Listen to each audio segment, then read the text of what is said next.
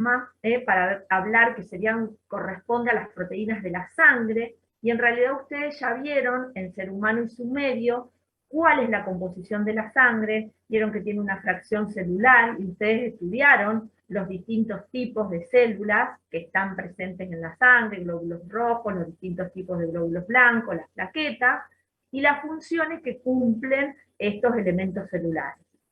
Por otro lado, tenemos la fracción no celular, que es lo que denominamos plasma, y que está constituida, ¿por qué? Por electrolitos, agua, metabolitos, nutrientes, hormonas y proteínas. Las proteínas, entonces, constituyen un elemento importante de esta fracción en el plasma y cumplen numerosas funciones. Y toda esta parte de agua y electrolitos, ustedes también la vieron en Ser Humano y su Medio, saben a qué nos estamos refiriendo y qué funciones cumplen todos estos electrolitos, por ejemplo.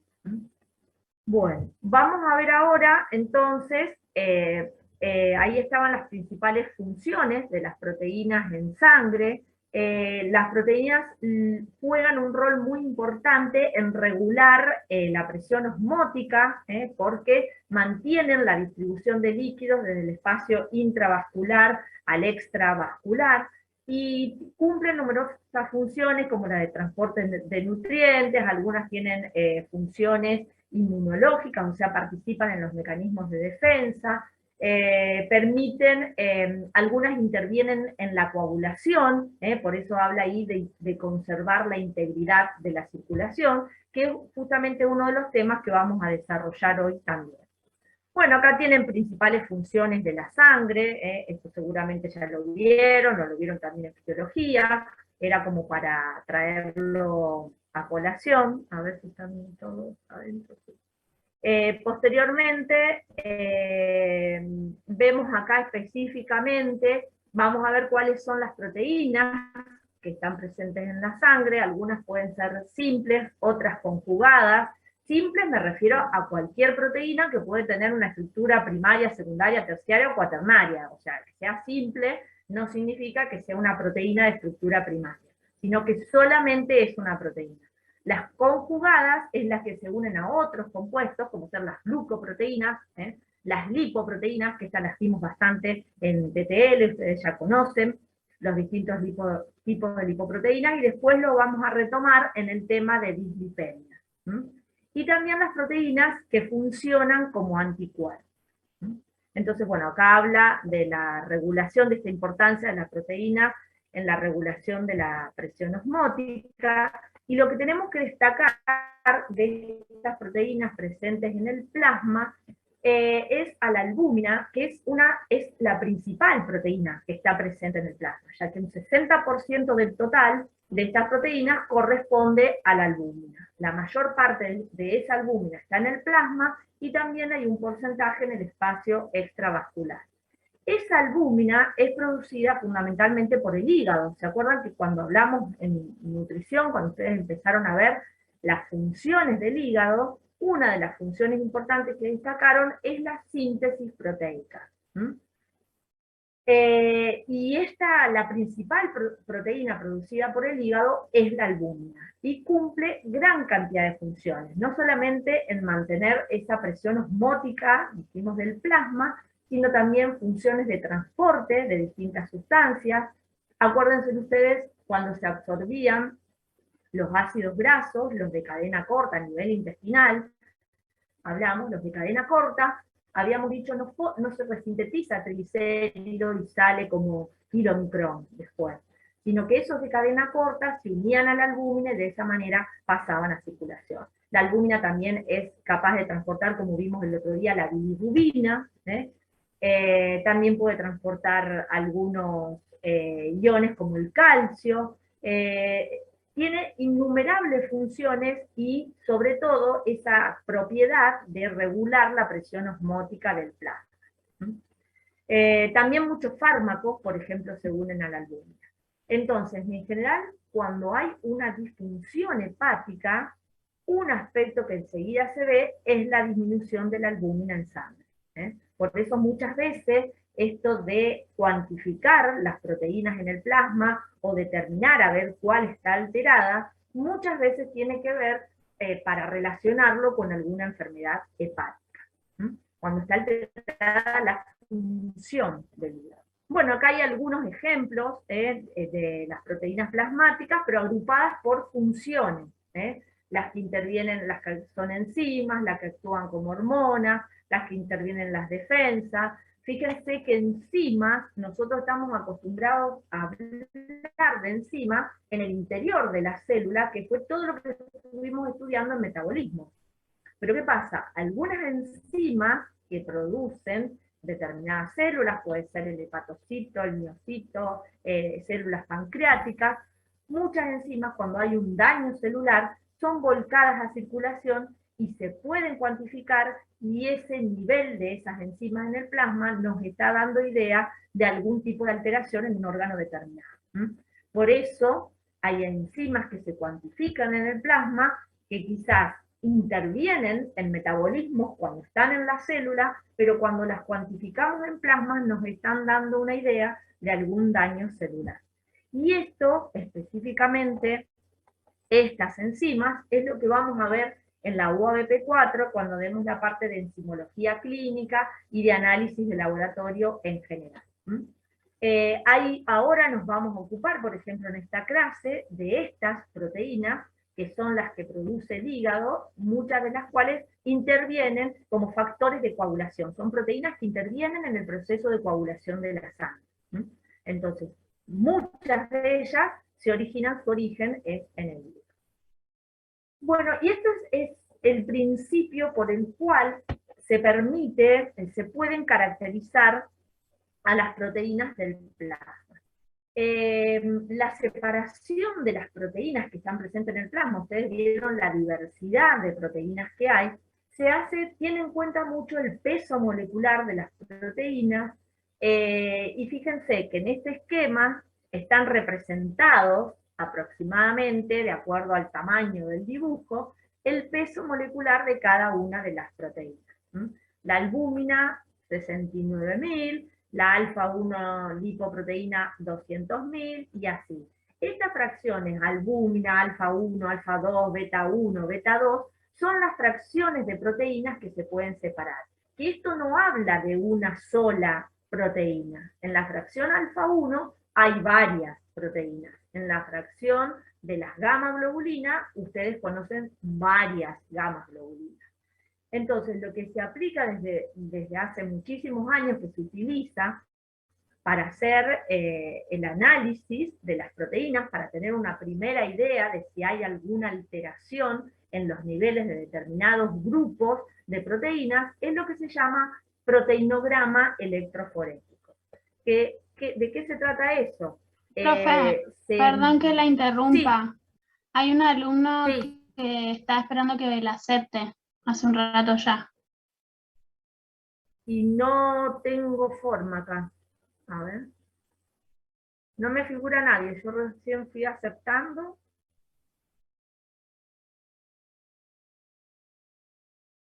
Ahí está. No sé si me Profe, por las dudas, no está grabando. No sé si iba a grabar, pero bueno, por las dudas le aviso. Sí, menos mal que me hiciste acordar, pero voy a grabar más que nada porque después quiero que en el chat, cuando puedan, vayan poniendo la asistencia, porque lo que necesito más que nada es no grabar la clase, sino que quede registrada la asistencia. Recording in progress.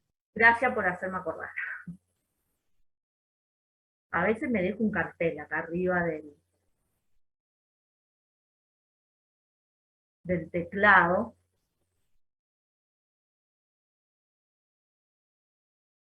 Bueno, entonces, lo que les comentaba recién, que para valorar estas proteínas plasmáticas, lo que se hace habitualmente es un proteinograma electroforético que permite separar todas esas fracciones.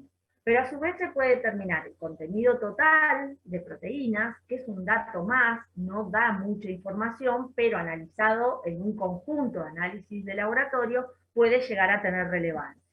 Se pueden cuantificar la albúmina por un lado y las globulinas por el otro. El otro análisis que les dije es el del proteinograma electroforético, que permite separar todas esas fracciones que vimos en la diapositiva anterior, y también se pueden llegar a cuantificar cada una de las proteínas en particular. O sea, podemos encontrar métodos para por lo menos algunas de las proteínas que están circulando en plasma. Bueno, esta técnica de electroforesis, ¿en qué consiste? En que la muestra de sangre se le aplica del plasma, en realidad, se somete a la acción de un campo eléctrico y entonces las proteínas van a migrar de acuerdo a su carga eléctrica y a su peso molecular. Y esto permite separarla en estas fracciones que figuran acá, que eran las que habíamos visto en la diapositiva. Entonces, si esto uno quisiera cuantificar, los equipos que se usan de electroforesis, uno tiene una banda, así de ese tipo, donde se ven las separaciones, eso después se conecta a un densitógrafo que permite hacer esta curva, o sea, esta curva surge de la densidad que se ve de coloración en cada una de las bandas. Y esto después, el mismo aparato nos permite calcular la concentración de cada una de las fracciones de las proteínas que hemos separado. ¿Por qué? Porque el equipo lo que hace es calcular el área bajo la curva. Se calcula el área bajo la curva de la albúmina, de esta alfa 1, se establecen los puntos de corte y se calcula el área para cada uno. Ahora les voy a mostrar, a ver, un ejemplo. Para interpretar este proteinograma, nosotros acá no nos vamos a detener, porque esto está relacionado mucho con las patologías, con distintas patologías que ustedes van a ir viendo. Entonces, lo que yo les digo, que tengan presente siempre este capítulo del Argente, que yo anoté que es el 76, pero vieron que a veces de acuerdo a la versión del Argente puede variar el capítulo, pero el título es Interpretación de los exámenes de laboratorio. Y ahí tienen toda la interpretación del hemograma, de cada una de las series de glóbulos blancos, las plaquetas, de la glucosa, del ácido úrico y del proteinograma. Entonces, en el proteinograma, cuando está la interpretación, les dice, bueno, la fracción alfa 1 o la beta 1 puede verse aumentada en casos de que tal y tal proteína esté aumentada que se relaciona con tal enfermedad. Entonces, esa es la idea, era darles a conocer ahora lo que es el proteinograma electroforético, la información que aporta, para que después ustedes la puedan ir aplicando en cada una de las OABP que se vaya a mencionar. Bueno, esta es una foto de un análisis de electroforesis de proteínas, se le llama electroforesis capilar, porque es un método ya mucho más sensible, el que se cuenta en la actualidad. Y fíjense que este es el grafiquito que habíamos visto recién, o sea, se traslada, digamos, las manchas que aparecen a un gráfico en donde el área bajo la curva es representativa de esa fracción. Y abajo se les pone el resultado en gramos por decilitro. Acá fíjense que hay una banda que se destaca, que era la última, que era ¿cuál? De las gamma globulinas. Fíjense que esto normalmente tendría que tener una superficie, una concentración un poco mayor que las anteriores, pero no tanto. Y en este análisis ha dado una fracción gamma aumentada. Entonces, después lo que queda por hacer es a ver a qué se debe esa fracción gamma aumentada. Hay que conocer qué proteínas están representadas ahí en esa fracción, porque no es una sola. Puede ser la IgM, la IgG, hay una IgG de cadena liviana, la de cadena pesada. Entonces después habría que investigar cuál de esas proteínas está aumentada dentro de la fracción gamma. Pero se entiende que esto es una primera aproximación. Si uno tuviera, por ejemplo, un estado de desnutrición, se caracteriza porque hay menor síntesis hepática de proteínas, y es muy característico que la albúmina descienda. Entonces, si uno hiciera un proteinograma, este pico de la albúmina va a estar mucho más abajo. Y el valor que les va a figurar acá, por supuesto, va a ser mucho menor. Esto es lo mismo, esto que está acá, bueno, en general el laboratorio después lo hace en una hoja más grande, pero son exactamente los mismos valores, destacando este aumento de las gamma globulinas, que el máximo sería 1,66 y acá se ve 1,87. Entonces, después, si uno quisiera estudiar a qué proteína se debe, se hace un análisis que se llama inmunofijación en suero. Porque se ponen inmuno, ¿por qué? Porque se ponen con anticuerpos monoclonales, se determina cuál de todas estas puede estar aumentada. ¿Ves que usa antisueros? IgG, IgA, IgM-kappa, IgM lambda. Entonces, el resultado que les dio el laboratorio es que hay una banda homogénea de la IgG y están disminuidas la EM y la kappa. ¿Se entiende esto? O sea, uno hace el proteinograma, separa las proteínas en fracciones. Cuando una de las fracciones está alterada, se trata de buscar a qué se debe. Entonces, para eso se hace esta inmunofijación. Porque salvo la albúmina, que es la única que corre en ese lugar, las otras son grupos de proteínas. Entonces, por eso interesa saber, a ver cuál de todas es la que está aumentada. Bueno, entonces acá, más que nada, algunos casos y ejemplos, yo no me quise poner a mencionarle, porque tampoco me corresponde a mí desde el lado de química, pero esto, por ejemplo, se utiliza mucho en determinados tipos de cánceres que pueden estar afectadas, aumentadas algún tipo de inmunoglobulina en particular, entonces por eso se hace inmunofijación y se determina a qué se debe. Entonces son todos análisis que pueden contribuir después al diagnóstico de alguna enfermedad. Bueno, ¿alguna pregunta sobre eso? No, ¿Estamos? profe. Bueno, entonces pasamos a la otra parte de hemostasia y coagulación. ¿Qué les parece a ustedes que será este fenómeno de la hemostasia? Algo está escrito ahí. Pero va un poco más allá, capaz, de lo que está en la diapositiva. ¿Hablaron de esto ya ustedes en algún ser humano y su medio, no?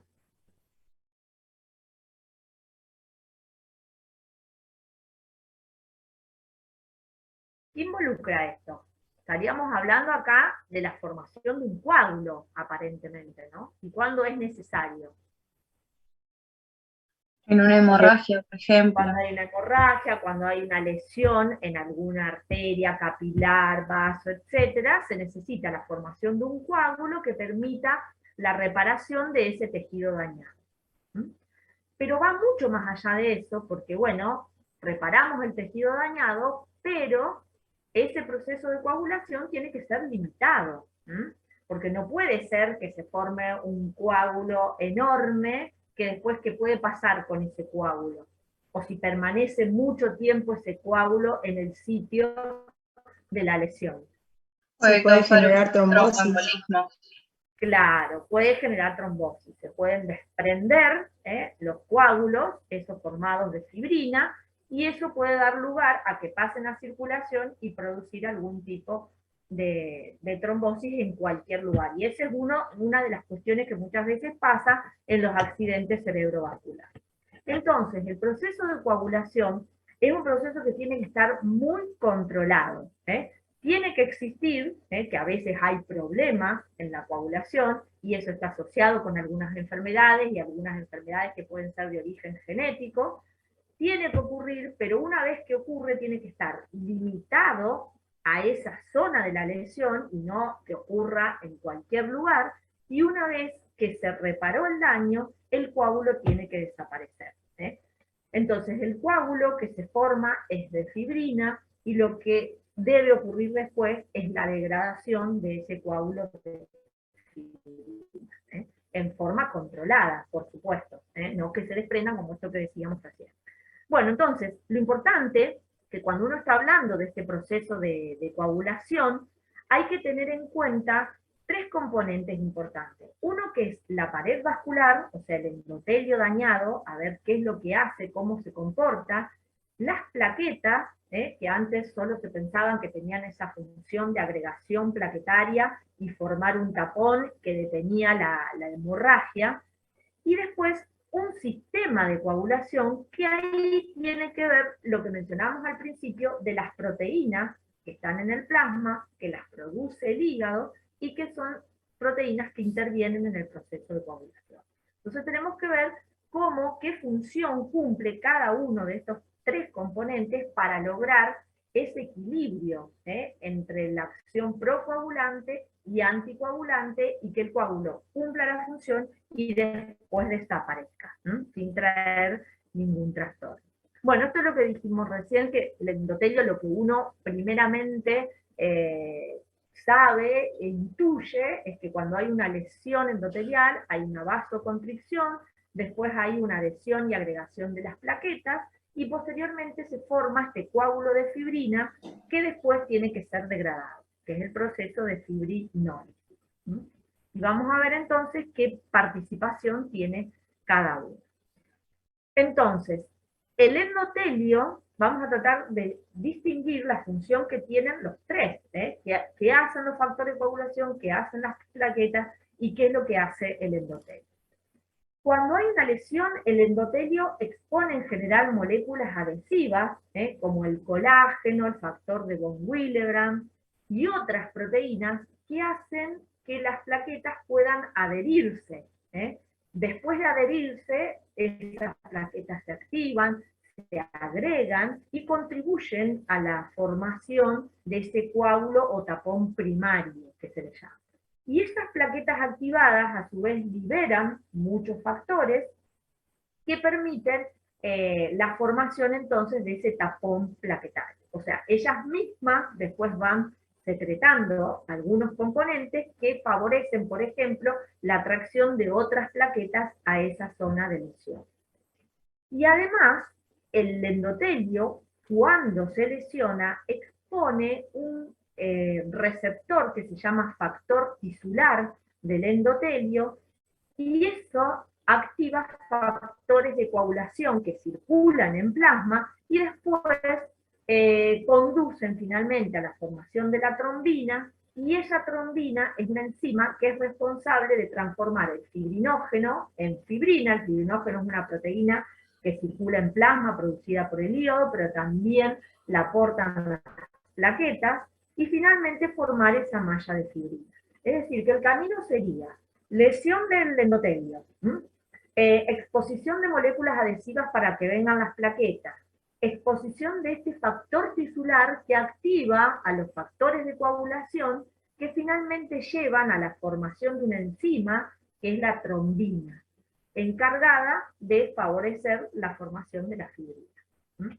Y al mismo tiempo que esto ocurre, también el endotelio puede liberar algunas sustancias encargadas de activar el plasminógeno.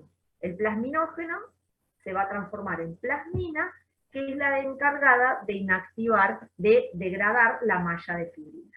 ¿Se entiende? O sea, es como que va ocurriendo todo al mismo tiempo, porque no se puede dar el lujo de que un proceso esté súper realizado, o sea, que haya un coágulo enorme y recién después empiece su destrucción, sino que al mismo tiempo se van desencadenando las dos vías.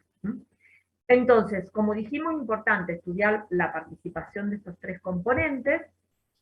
Acá yo les dejé un cuadro para que vean las funciones del endotelio. Pueden encontrar más funciones en la bibliografía, porque cada vez se conocen más sustancias que secretan, receptores que tienen, y las funciones que van a cumplir en el proceso de coagulación. Pero este cuadro me pareció interesante para relacionar con el artículo que ustedes tienen, que por ahí no tenía completa toda la información. Fíjense que el endotelio tiene propiedades protrombóticas, o sea que favorece la formación de la trombina, y propiedades antitrombóticas, evitando el proceso de coagulación. Entonces, ahí ustedes vamos a ir viendo, vamos a ir nombrando cada uno de estos compuestos a medida que vayamos estudiando el proceso de coagulación. No vale la pena que leamos todo ahora, pero sí es importante tener este concepto de que tiene las dos funciones. O sea que el endotelio va a jugar un papel clave en los dos procesos, en el de coagulación y en el de fibrinólisis. Esta es una imagen de las plaquetas para que ustedes vean la cantidad de cosas asociadas a la plaqueta y que cumplen una función importantísima en la coagulación. Este esquema yo lo saqué de un artículo que se publicó en el 2018 y quizás tiene mucha más información de la que después ustedes van a leer en el trabajo, pero para que vean la importancia entonces que tiene la plaqueta en su estructura, cómo está preparada para este proceso de coagulación. Nombramos las más relevantes, que son las que después tienen ustedes en el artículo. Fíjense, dijimos hoy que lo primero que ocurre frente a un daño en el endotelio era que las plaquetas se adhieren. ¿Y eso por qué? Porque el endotelio exponía también algunas sustancias adhesivas o receptores que permitían esa unión a la plaqueta. Por ejemplo, las plaquetas tienen receptores para el colágeno, que está debajo del endotelio, el colágeno subendotelial.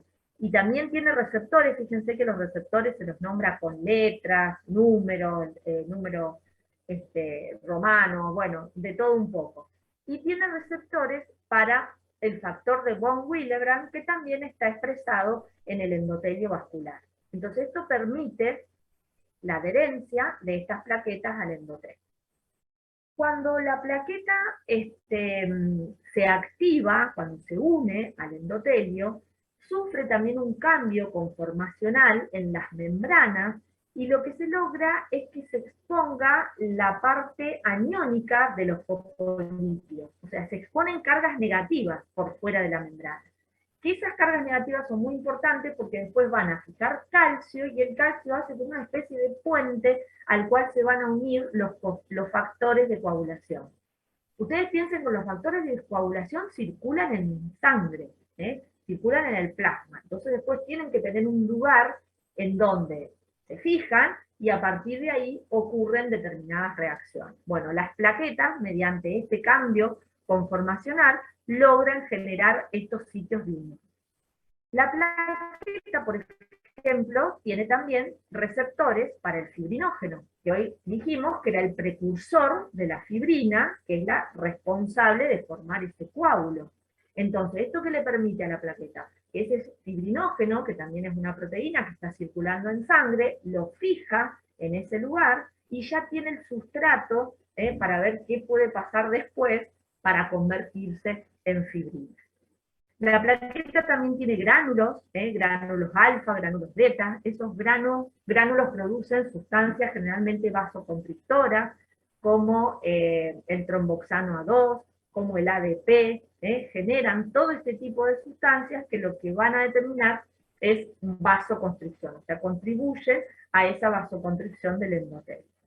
Y también las plaquetas tienen receptores para este factor que está acá, que es uno de los factores de coagulación, que es la trombina. La trombina se las denomina los factores de coagulación con letras romanas y con un sufijo A, que significa que están activados. Entonces, tiene receptores para la trombina, que dijimos que era la responsable de transformar el fibrinógeno en fibrina. Entonces, no es menor toda esta composición de la plaqueta en su participación en la coagulación. Ahora después lo vamos a ir repasando para presentar. Acá esta es una imagen que tienen ustedes de la copia del libro, en donde lo que se presentan más que nada son los receptores que permiten a la plaqueta adherirse al endotelio. Este receptor que dijimos que se une directamente al colágeno subendotelial, este otro que se une al factor de von Willebrand, y este otro que cuando ocurre esta unión, hay acá un cambio conformacional en la estructura de la membrana que dijimos, que expone estos dos receptores que le permiten también unirse al colágeno. Entonces eso es básicamente ver los receptores en forma más sencilla.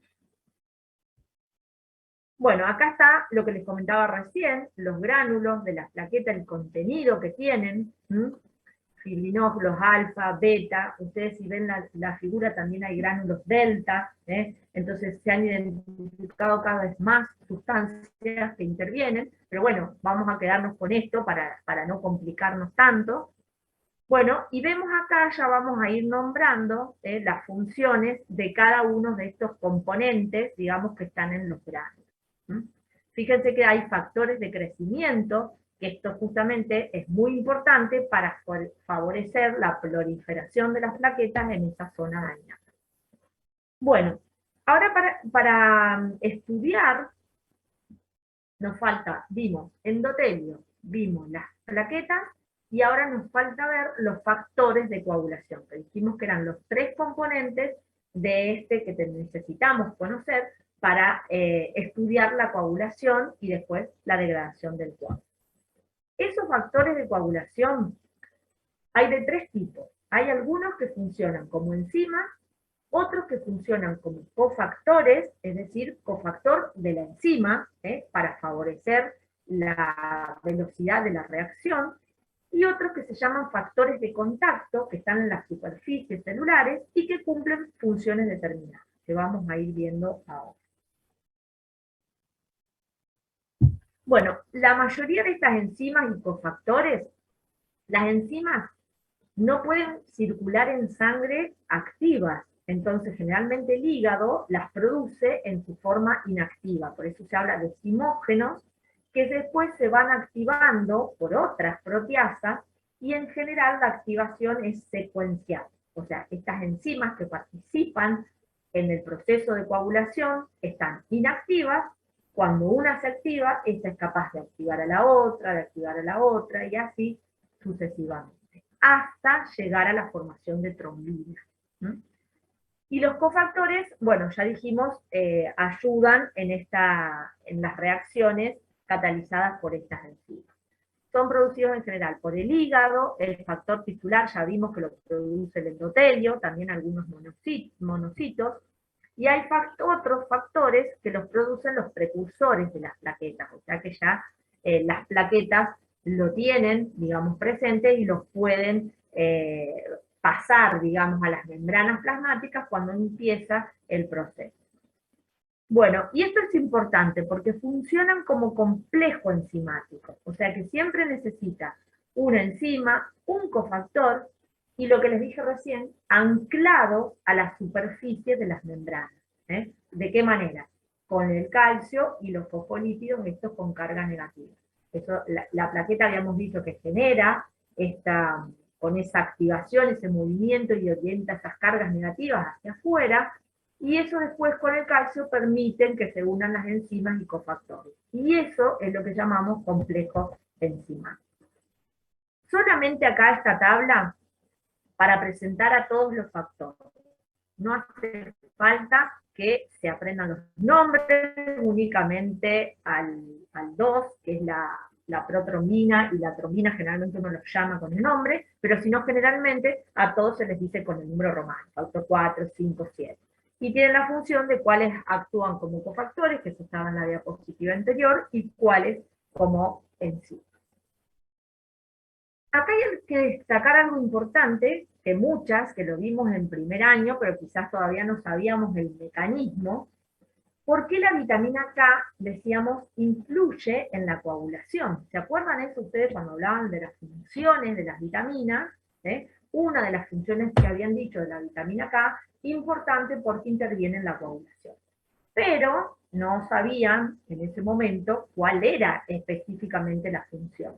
Bueno, justamente lo que hace la vitamina K es activar a las proteínas que intervienen en el proceso de coagulación, que son estas, 2, 7, 9 y 10. Después ya vamos a ir viendo en qué procesos participan. Luego de su síntesis en el hígado, estos factores, estas proteínas, se dan cambios después de la transcripción. Y un cambio importante es que se carboxila el grupo glutamato, o sea, un aminoácido de todo lo que es la proteína, se carboxila, y esa reacción de carboxilación depende de la vitamina K. Al final yo les puse una figura en donde se muestra más fácilmente con una reacción cómo es esta activación. Entonces, ese dominio, ese grupo carboxilado, lo que después le permite es tener actividad de proteasa. Es decir, le permite que después pueda ejercer su acción enzimática sobre un factor que sigue en la vía de la coagulación. Entonces, y también este grupo facilita la interacción con estos fosfolípidos de la membrana y con el calcio. Hay otras proteínas que son dependientes de la vitamina K, que no intervienen en el proceso de coagulación, pero que regulan la coagulación, y que son las proteínas C y S. Después vamos a ir viendo cuál es la función. Los cofactores, dijimos entonces que son necesarios para acelerar la velocidad de la reacción y formar parte de ese complejo enzimático. Acá tienen los factores. Este tisular es el que mencionamos al principio, o sea, es el encargado, como que es responsable del inicio del proceso de coagulación, y en general tienen sitios de unión para otros factores, y eso es lo que le permite formar los complejos enzimáticos. Y hay otros dos, que son la proteína S y la trombomodulina, que bueno, la proteína S es la que nombramos acá, y que ya después vamos a ir viendo qué función cumple cada uno. O sea, yo acá les estoy mostrando todo, y por ahí no se entiende a ver qué es cada cosa, pero es más que nada para presentarlo, para ver todo lo que hay, y después vamos a ir ubicando en el proceso a cada uno de esos factores. Antes, y en la mayoría de los libros, incluso ahí en el Marx, tienen explicado el modelo clásico de la coagulación, que hablaba de la existencia solamente de estos factores de coagulación que se iban activando, que tienen actividad enzimática, y que cuando uno se activaba, después iba activando en forma secuencial a los otros, hasta llegar a la formación de trombina.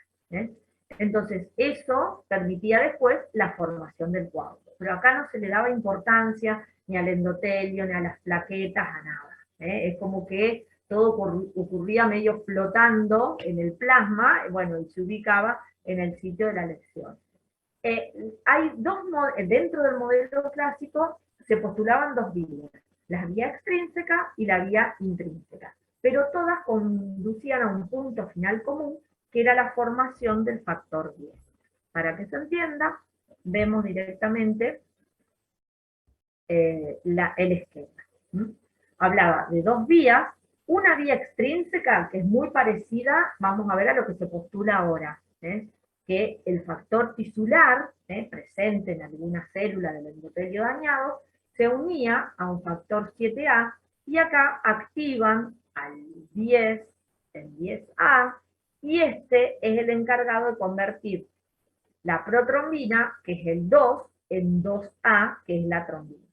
La vía intrínseca era más larga, suponía la intervención de mayor cantidad de factores. Partía del 2, se activaba el 11, se activaba el 9, hasta que finalmente activa el 10, y llegaba a lo mismo, que es a la formación de trombina.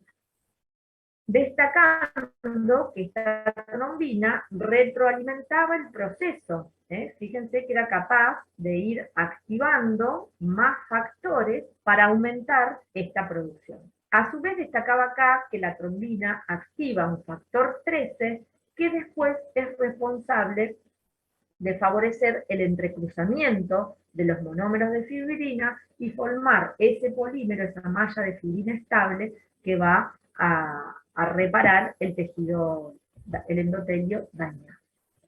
Entonces, esta teoría no explicaba muchas de las cosas que ocurren biológicamente, pero sí era útil para interpretar algunos análisis de laboratorio que se hacen para determinar cómo está la coagulación en una persona.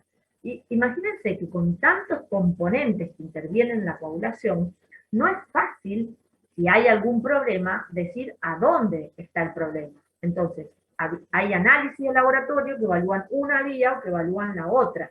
Entonces, ya ahí limita, digamos, que los factores afectados estarían por dentro de esta rama, y si no en el otro análisis de laboratorio que valora la vía extrínseca, estarían afectados factores de este lado. Ahora, después a lo último, vamos a ver un poco sobre eso. Bueno, entonces, el modelo clásico, entonces, está digamos, dejado de lado en el sentido de que no explica lo que ocurre realmente. Sí es útil para el laboratorio. Entonces, el modelo celular de la coagulación, que ya apareció hace más o menos unos 20 años, quizás más, implica que esto que hablábamos al principio, que las superficies celulares tienen sitios de unión para ensamblar a los complejos proteínas cofactor, permite interacción con los sustratos para formar el coágulo de fibrina, y que todas las células participan, el endotelio, las plaquetas, los monocitos, los fibroblastos, todas células que están en la zona en donde se produce la lesión, pueden tener un factor fundamental en el proceso. Bueno, y lo primero que establece este modelo celular es que se inicia cuando se expone el factor tisular. Cuando el endotelio expone ese factor tisular une al factor 7, que circula normalmente en plasma, y lo activa. O bien también se postula que el 7, solamente un 1% circula en plasma en forma activada, o sea, como 7A. Y eso es lo que implica que va como patrullando, digamos, el endotelio en la búsqueda de exposición de factor tisular. Entonces eso permitiría este ensamblaje y a su vez más activación del factor 7 que circula inactivo. Entonces ese es el punto central, que era parecido a la vía extrínseca. Interacción de factor de coagulación con un factor tisular. ¿Esto qué pasaba? Permite la formación de trombina, pero vamos a ver que esa trombina que se forma ahí es muy escasa y que el proceso entonces tiene que continuar como para producirse una mayor cantidad. Entonces, en este modelo celular se distinguen tres fases. En esta primera, que justamente es esa, la unión del factor tisular con el 7. Se forma poca trombina. Esa poca trombina que se forma es importantísimo para activar las plaquetas, porque la trombina es el más potente activador plaquetario. Y esas plaquetas activadas, acuérdense todo lo que hacen. Tienen receptores para fibrinógeno, receptores para trombina, liberan gránulos vasoconstrictores, tienen factores de coagulación también en sus gránulos, entonces se produce la activación de la plaqueta que se llama fase de activación. Y después viene la fase de propagación, en la cual se produce mucha mayor cantidad de trombina que en esta primera etapa. Entonces ahora vamos a ir viendo etapa por etapa. Acá tienen el factor tisular, algunas descripciones, un poco más detallada para entenderlo, qué es el factor, dónde se encuentra, que esto ya lo estuvimos mencionando recién. Y algo para destacar es que no solamente se expresa cuando hay un daño tisular, sino también por acción de citoquinas o endotoxinas. Eso también puede favorecer la expresión de ese factor tisular en la membrana. Bueno, esto ya lo hemos nombrado, que es un factor dependiente de la vitamina K, que activa, ahora vamos a ver cómo, al 9 y al 10.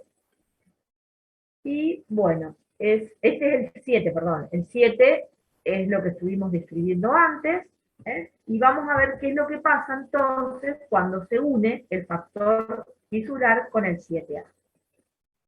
Activan al 9 y al 10. ¿Qué significa activan? Que actúan sobre esas proenzimas 9 y la transforma en activa. O sea, le quita un resto para que quede al descubierto el sector catalítico de la enzima. Entonces, esto es acá lo que empieza la activación secuencial.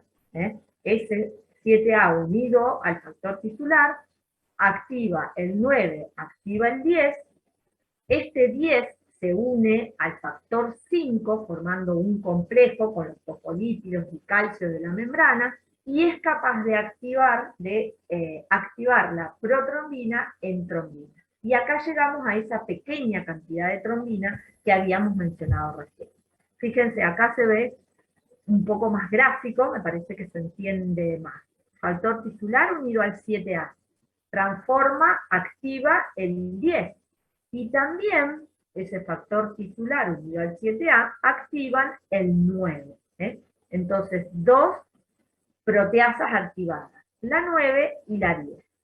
Esta 10 se une con un cofactor 5, y está unida a los fosfolípidos y al calcio, y permite activar a la trombina.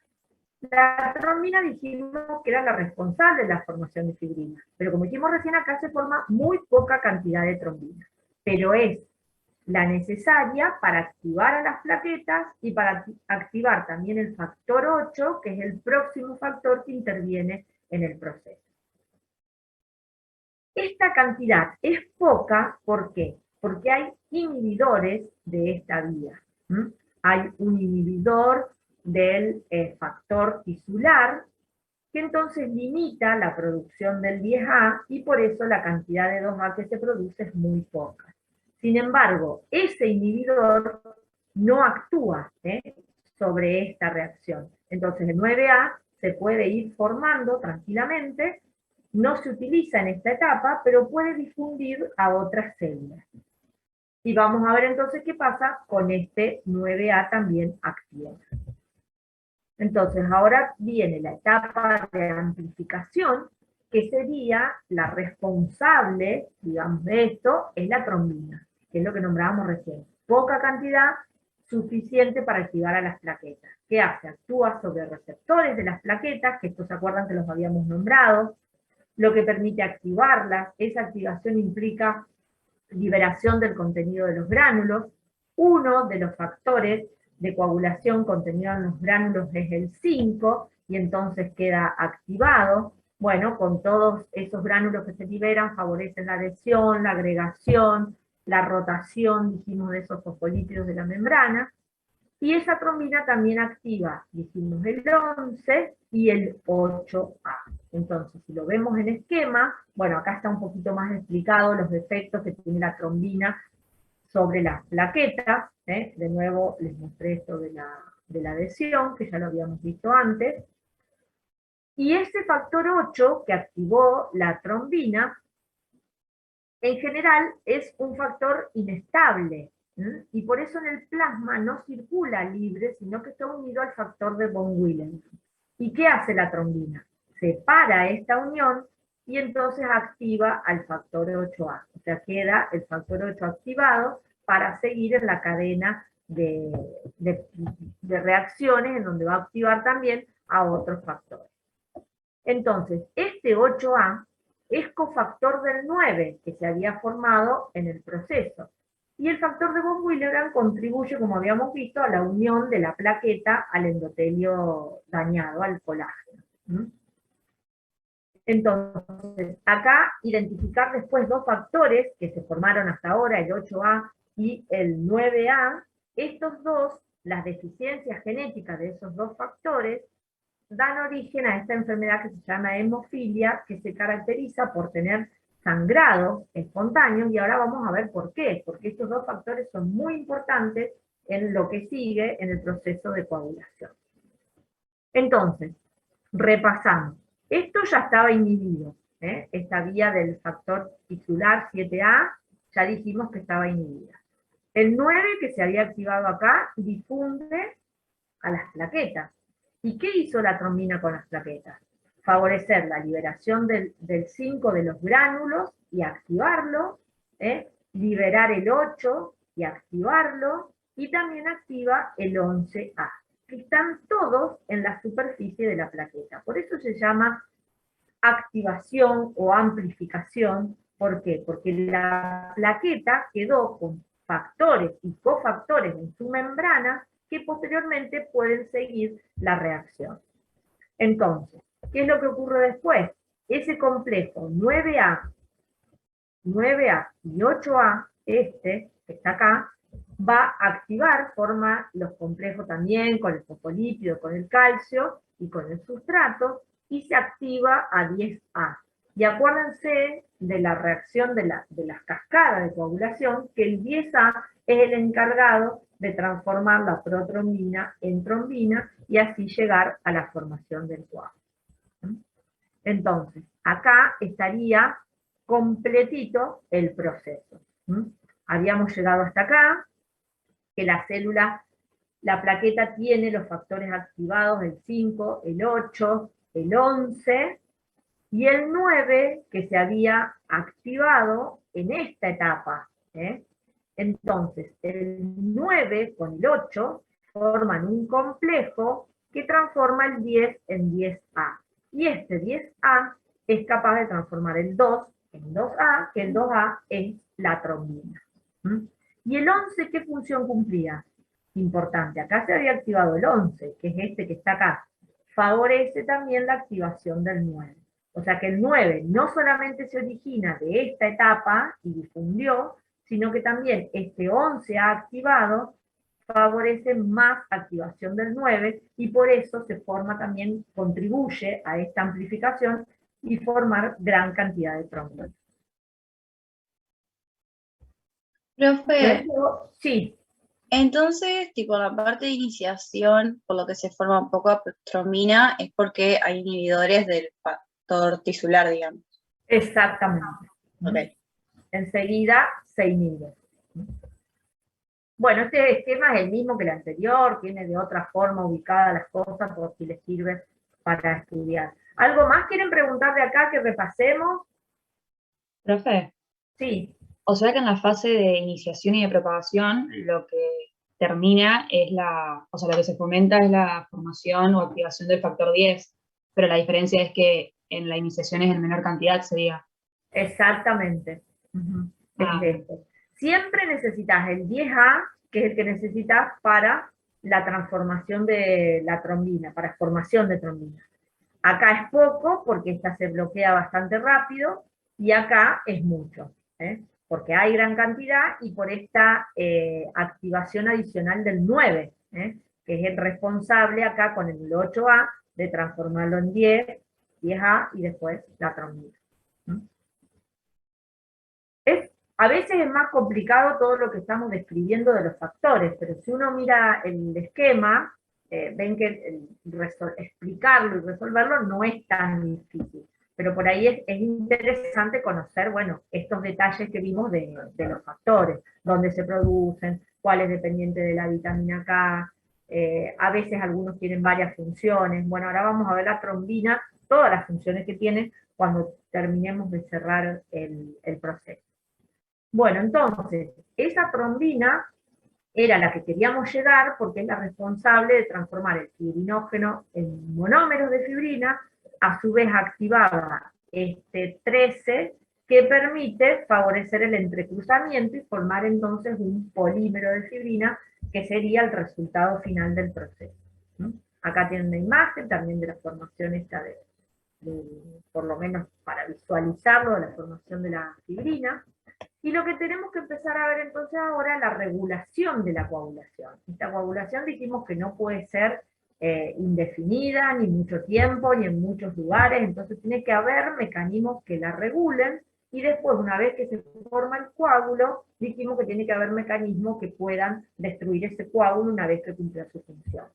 Entonces, algunos reguladores de la coagulación, lo nombramos los más importantes, ahora pueden aparecer otros, es bloquear la iniciación, que es lo que vimos recién, esa unión entre el factor tisular y el factor 7, bloqueada por este polipéptido inhibidor. Eso es un freno en el proceso de coagulación. La antitrombina 3 es producida por el hígado, y bloquea casi todos los factores activados, el 9A, el 10A, 11A, 12A, la trombina, o sea, actúa sobre todos los factores, hidrolizándolos, digamos, y que pierden su capacidad de proteasa, su capacidad catalítica. La trombomodulina, ahora les voy a mostrar una imagen, la habíamos nombrado, ¿se acuerdan? Dentro de lo que eran los cofactores de la coagulación. La trombomodulina está en el endotelio sano, y lo que hace es unirse a la trombina y activar a una proteína C. Esa proteína C tiene un cofactor que es el S, y lo que ocurre, lo que permite, es degradar el 8A y el 5A. El 8A y el 5A son dos cofactores importantísimos, ¿no? Eran estos. 8A y 5A.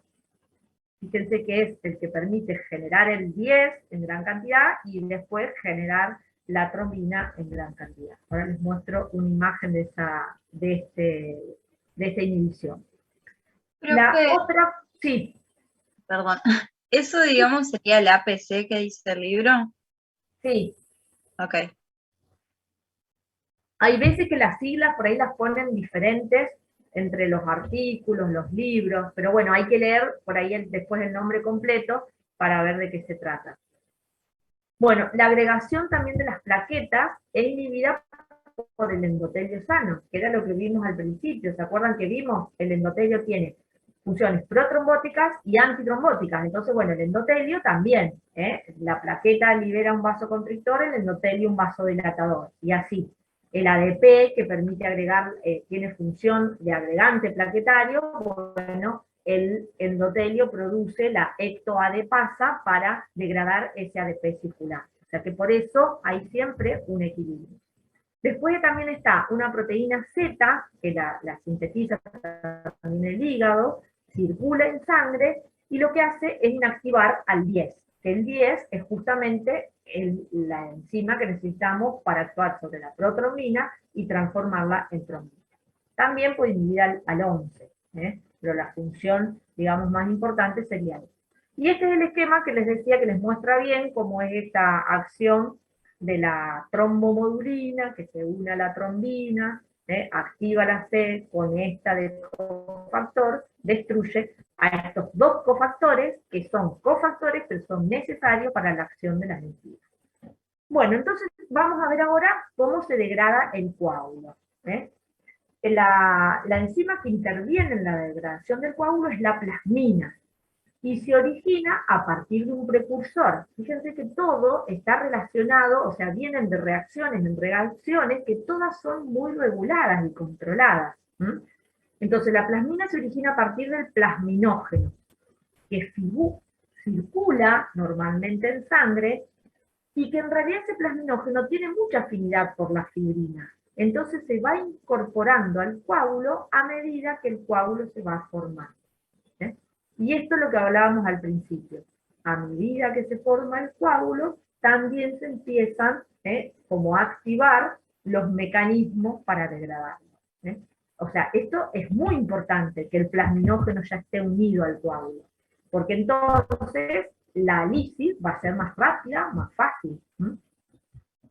Bueno, entonces, ¿qué hay acá? Esto lo tienen en el libro. Se los puse acá porque estaba bien simple para explicarlo, y lo que tenemos que ver es qué es lo que favorece esta transformación del plasminógeno en plasmina. Hay dos factores. Uno, que es el activador del plasminógeno tisular, que es este, que es producido por las mismas células endoteliales. Entonces, de nuevo, esta función del endotelio, en este caso, en el tema de la activación de la plasmina para degradar el coágulo. En el endotelio y en otras células y tejidos está también un activador del plasminógeno tipo urosinasa. Todos estos favorecen la transformación en plasmina y en consecuencia la degradación de la fibrina. También hay enzimas liberadas por algunas bacterias, como los estreptococos, creo que era el beta-hemolítico, que producen esta enzima, la streptosinasa, que también favorece la conversión del plasminógeno a plasmina. A su vez acá tenemos este que es un inhibidor del activador del plasminógeno. Lo que hace es actuar acá. Tengan en cuenta esto también, porque cuando vean enfermedad cardiovascular y todo eso, van a empezar a ver todas estas citoquinas que a veces produce el tejido adiposo y demás. Bueno, algunas son de estas. Entonces ya van a saber ustedes a qué nivel actúan estas citoquinas. Bueno, entonces el inhibidor del activador del plasminógeno, en definitiva, ¿qué hace? Si bloquea esto, está inhibiendo la conversión del plasminógeno en plasmina. Y después tienen la acción de la plasmina sobre la fibrina es inhibida por la alfa-2 antiplasmina, que en realidad bloquea la actividad de cualquier plasmina que sigue en sangre, que circula en sangre. Bueno, esto es lo que hablamos recién. Acá no les nombré los factores de contacto, también se llaman precalicreína, quiminógenos de alto peso molecular. En diapositivas anteriores se los puse como QAM, acá lo puse con las siglas en inglés, así que después véanlo, pero es lo mismo. Y el factor 12 lo que hacen es convertir a esa pro-urosinasa en un activador del plasminógeno tipo urosinasa. O sea, ese UPA que habíamos visto es activado por estos factores de contacto.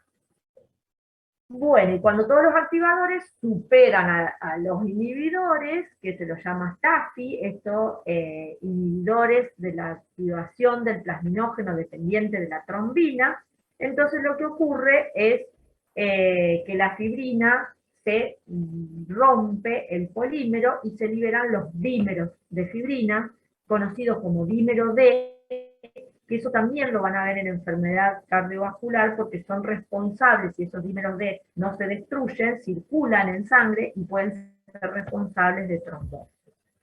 Bueno, este era lo que hablábamos recién, el TAFI, el inhibidor de la fibrinolisis activada por trombina, generalmente circula como en forma inactiva, y la trombina lo que hace es activarlo, y lo activa como rompe residuos de algunos aminoácidos de la parte terminal de la cadena de la fibrina, y esos residuos normalmente se unen con mucha afinidad al plasminógeno. Entonces lo que logra es disminuir la producción de plasmina y por lo tanto estabilizar al coágulo.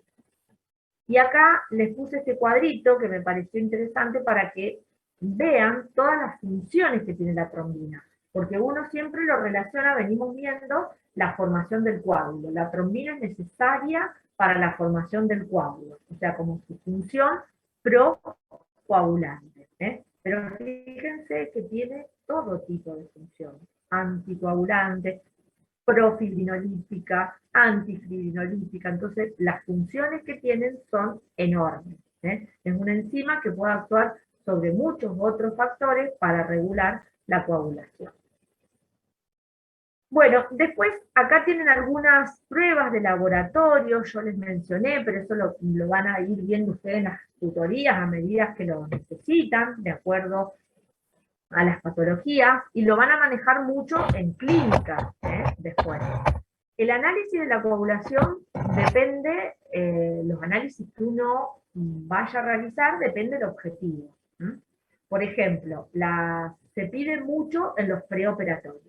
Siempre en los preoperatorios uno tiene que saber que la persona no tiene ningún problema de coagulación. Entonces se piden pruebas básicas, recuentos de plaqueta, para analizar eso.